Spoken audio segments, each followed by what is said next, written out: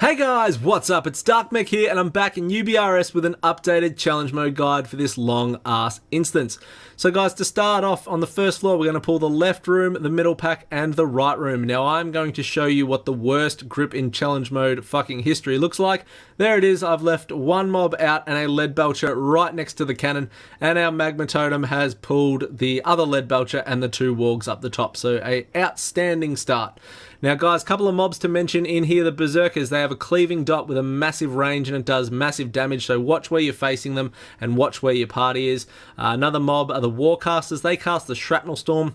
It's a purple circle on the ground. It gets from bigger to smaller. When it closes up, it does a huge amount of damage, so don't be standing in it. The grunts drop the banners, which a red circle expands out of. If it crosses another room, it will pull that room. And the last mob is the lead belchers, which I spoke about at the start, which summon these cannons, and I left one right next to it, which was absolutely terrible. And two cannons ended up getting off. Now, the cannons, guys, have 1 million HP each, so they're a huge waste of time and you want to avoid them getting off. They also do a huge amount of damage, so when you see a lead belcher going for the cannon, make sure you're leg sweeping it, you're gripping it back, you're frag belting, your paralysis. Do something to make sure the cannon doesn't get set off. Now we also pulled the pat, so we had an extra lead belcher which got this cannon and the two wargs.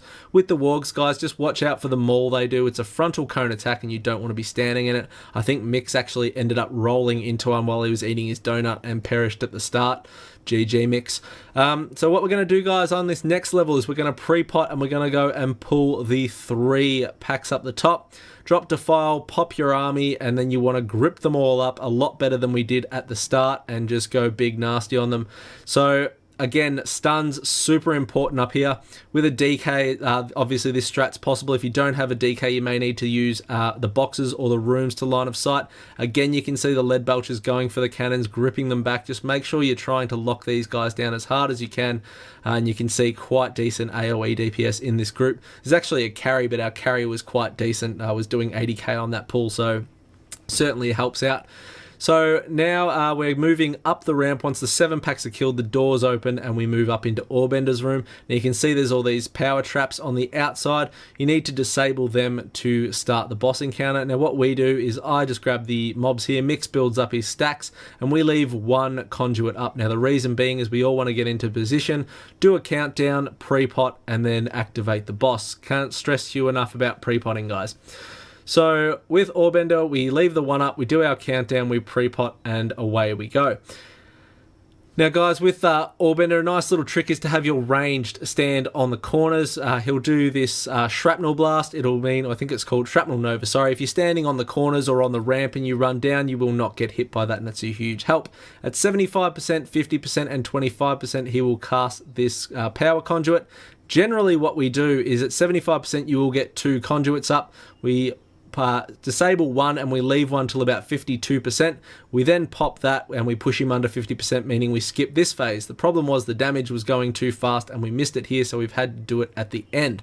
So the next one, you can see here we're below 50%, so it's coming at 25%. So we have left 1 power conduit up, and I'm waiting till about 27%, and I'm going to go down and I'm going to activate the last conduit. So you can see here dropping down, activating, he gets stunned. We push him under 25%, and it means we miss the last phase of his power conduit, which would have been 6. It is far better to activate it at the 50% one because it means you get a lot more DPS uptime. But if you do fail it, unfortunately like we did, you can always do it at the end one, and it's still a huge time saver on this boss. There's no point heroing either on this boss as it just gets too broken up. So once Orbender's down, guys, we're moving in to Leroy's room, or Kyrak's room, the Rookery. Now this can get hairy if you don't manage these pulls well. You want to focus, you want to be pre-potting. Again, there it is with pre-potting. There's 2 packs of 3 in here. Now it's the Alchemist, the Engineer, and the Monstrosity. The Engineer is going to cast a debilitating ray you want to interrupt. You want to focus down the Alchemist though, as they'll put a rejuvenating serum on someone. It does a shit ton of healing and it needs to be dispelled off them ASAP. The Monstrosity casts an eruption, which this is a straight line of fire. Tanks, you just need to be watching that you're not facing it towards your group. DKs, we can just AMS and stand in it if you don't want to move and you've got it up, or if you've got enough stacks of a debilitating ray that no one can interrupt or something like that and you get caught. It's it's a good saver for that. But otherwise, just make sure you're strafing out of the way of it. Just make sure you're getting that serum off as soon as it comes up. So shamans, hunters, just whatever you can do to get rid of that serum. DKs with icy touch, whatever options you've got, just make sure you're doing it. The shield slam from a warrior with glyph will also work, and just make sure you're moving out of those eruptions. But you shouldn't have too many issues getting these guys down. So once that's done, you are going on to Kyrak. Now we are going to pre-pot and hero on Kyrak, and we are focusing Kyrak down and just cleaving off him to kill the ads. There is a fair bit of incoming tank damage off the bat. If you can't handle it, you could focus down one ad and then start cleaving off Kyrak. Realistically though, guys, with decent cooldown management, you should be able to survive this just cleaving off Kyrak and getting them down. Now, Kyrak does a few abilities. He targets a random player and casts Debilitating Fixation. You want to make sure you've got somebody to interrupt that. He'll also cast a Rejuvenating Serum, and that needs to be dispelled ASAP. He'll also target a random player and cast Slave of Toxic Fumes on them. They do damage to nearby group members, so if you get it, move away or dispel it. Detox works for monks. Dwarves can also stone form it. Kyrak will also spew out green pools, and you just don't want to stand in them. So we're starting to kite Kyrak up this way as he is dying, and then once Kyrak's down, we're moving up here and we're moving to the second door up the end here.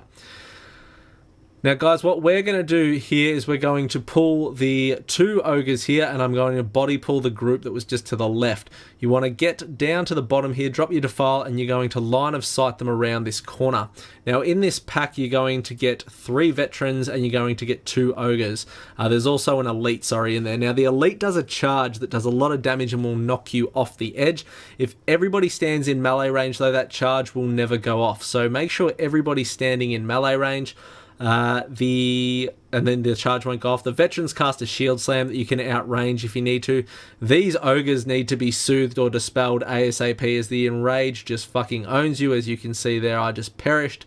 And again, it's just a waste of time. So make sure that you are dispelling the ogres. They'll also cast a smash that you don't want to stand in, as the smash will own your face as well.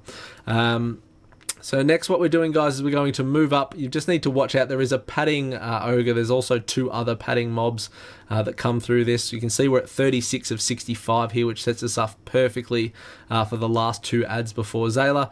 Now we're moving up here. There's also a padding ogre here, and there's that padding ogre coming behind us. Now, if you don't want to wait, you can just pull this ogre and take it up to the balcony, which is what we ended up doing just in case we pulled the other one. So get up to the balcony, grip them up together, and start going big dick again. So now we've got the ogre, so once again we need to watch out for the dispel and we need to watch out for the smash. Up the top here on the balcony, there's 4 other mobs. There's the Dreadweaver, which casts the Shadow Belt Volley. You need to make sure you're interrupting that. It does a shit ton of damage. The Summoner will summon more ads and will Ice Nova people. And there's 2 veterans up here. So you shouldn't have too many issues getting the balcony pat down. Once they're down, though, we are going to drop down and we're going to start the boss event. So as I said, guys, if you do need to drag that ogre up onto here, just do it. It's not going to make a hell of a lot of difference. It's obviously a little bit slower, but it's really not going to stop you from getting gold. So what we're going to do is we're going to pull these boss event mobs, and we're going to get as much damage as we can before the gate opens. Now to do that, any kind of AoE at the gate will start these mobs. So the green, I don't know what the green circle's even called from Druids, but that thing, Defile, D&D, an Ox statue, anything will start pulling them out. Now in the waves, guys, there's 3 pulls, or there's 3 waves. The first one's got 2 lead belchers and 2 wargs, so we're just watching out for the mauling from the wargs. Hatchlings will also come out, but you can just burn them down quickly. The second wave that we're going into now is going to be 2 Berserkers and 2 Dreadweavers. You want to be interrupting the Dreadweaver's Shadow Belt Volley as you focus.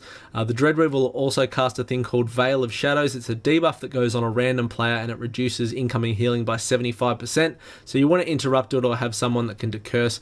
The Berserkers are the same as before with their large cleaving dots, so just watch out for them. But again, as many stuns as you can get, and you want to try pushing them back, gripping them, whatever you can to keep them at this point near the door for as long as you can, where you can just try and kill them before they actually engage, as they run forward before they actually start.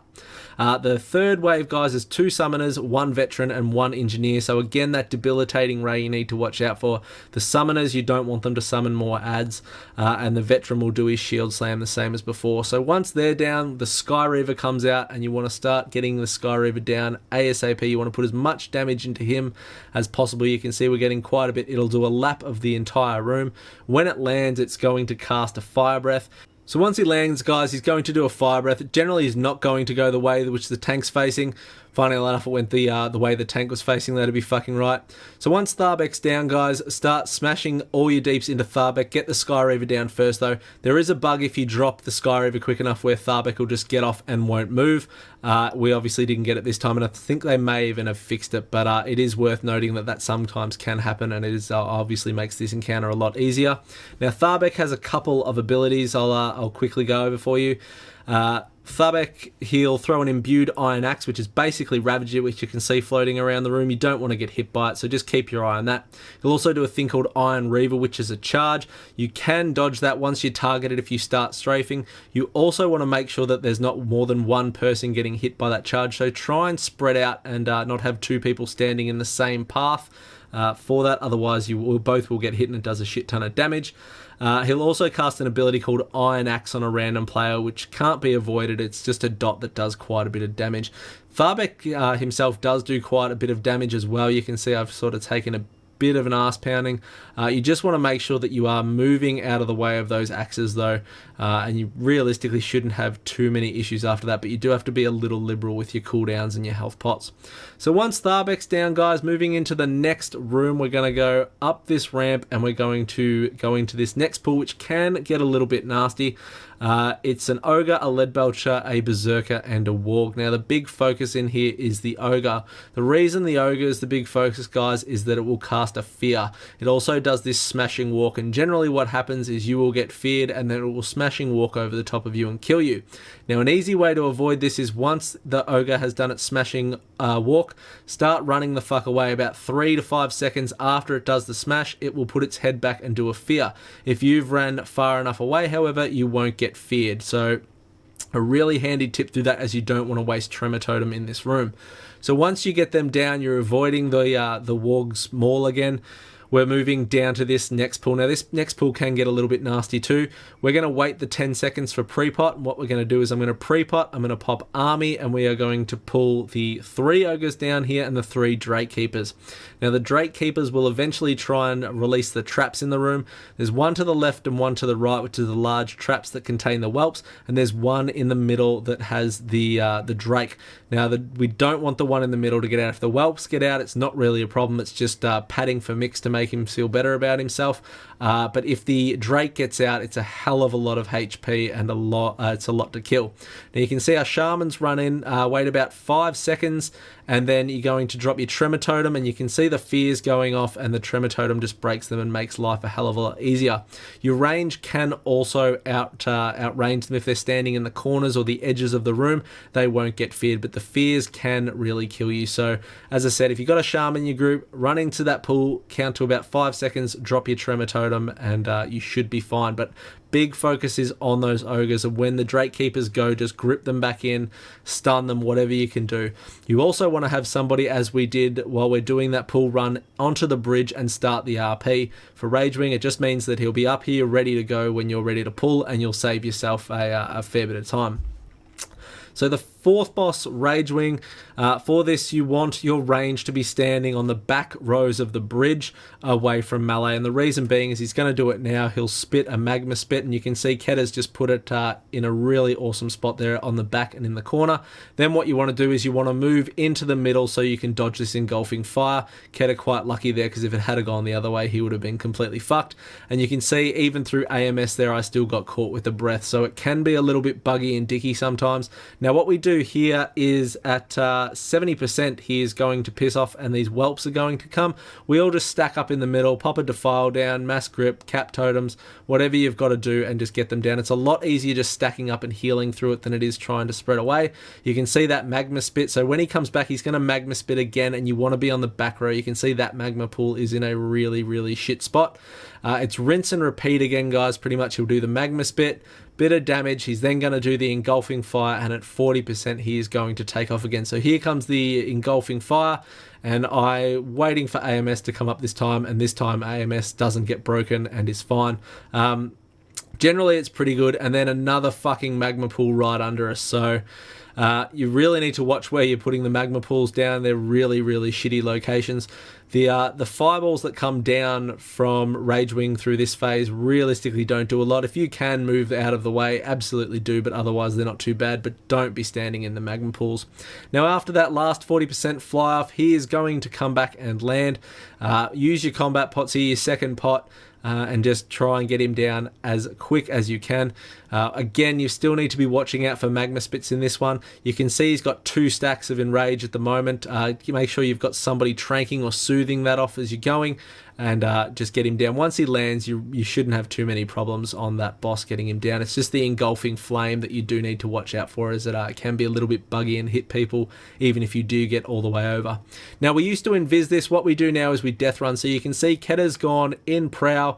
He's gone up on these rocks to the right here, jumped over, and he's going to go down. We're running around the corner to die, and what we're going to do is just get res. Now the reason we do this is it just gives you the option of having your DPS pots, and it is a hell of a lot better than using the Aviz pot and then not having the DPS pot. You don't have to worry about those Wind Fury totems. They're not going to pull the mobs back onto you or anything like that. So once they've reset, just start resing everybody. Watch out for the 2 ads on the bridge. You can see Ketta's root one there. And then start resing people. Now pick your res order smartly as well. Pick somebody that can res somebody else while you're doing it. Then we're going to get our food buff back on. We're going to wait for our pots, so there's 2 seconds for that, and then we're going to we're not going to bother potting to pull these rage guards, however, but we are going to pull them. You can see we're 64 out of 65, so we only need 1, but we are going to kill them both. Now this is a little bit annoying because they're so spread out. Generally what you want to do is you want to pull these rage guards together, and what that means is their shockwaves generally sync up like women that live together in the same house. Unfortunately, in this case, I don't think they are synced up, so what I have to do is I have to keep moving individually for the shockwaves. No, they are in sync. There you go. See, you live together for long enough and you sync up. But stuns, frag belts, the cap totems, it all works to interrupt their shockwaves, so make sure you're making the most of that. Otherwise, when the shockwaves come up, I cannot believe he just punted them towards me then. When the shockwaves come up, make sure that you're just moving back towards the boss. You need to watch out for that Colossus smash they do as well. You can see I had 5 on me there, and it was quite a bit of damage. But otherwise, guys, just make sure you're moving out of the shockwaves. If they aren't in sync, make sure that if you do decide to run through them, that you don't turn and shockwave your whole party, because you will kill someone. Then we're going to pre-pot, we're going to hero, and we are going to start nuking the fuck out of Warlord Zayla. Now, guys, with Zayla here, we pop hero, as I said, we've pre-potted, and we are absolutely blowing everything on this. The Cyclone, what we do is we just stand in place with it generally and just eat it with a wall. The reason for that is it just means that we can get a hell of a lot more DPS into Zayla without her leaving. Generally, it's 60%, I think, that she goes to fly off, but you can see there we nuked her down to about 40% before she took off the platform. Then these 3 Worm Riders are going to come down. You just need to make sure that they don't punch you off the platform, so don't be standing on the edge, and the Drakes will also start breathing fire. Now, the Drakes are really easy to judge where they are, guys. It's like no shit, you have to watch them, but it's always top right, top right, top right. So if one's at the top, the next one's coming from the right side. If the right side's going, the next one's coming from the top. And they never go into the same spot, so just make sure you're keeping an eye on them, and you realistically shouldn't have too many problems getting these down.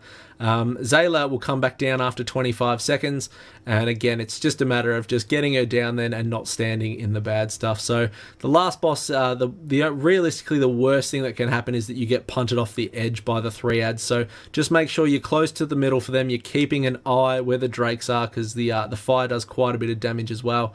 And that is pretty much it, guys, for UBRS Gold.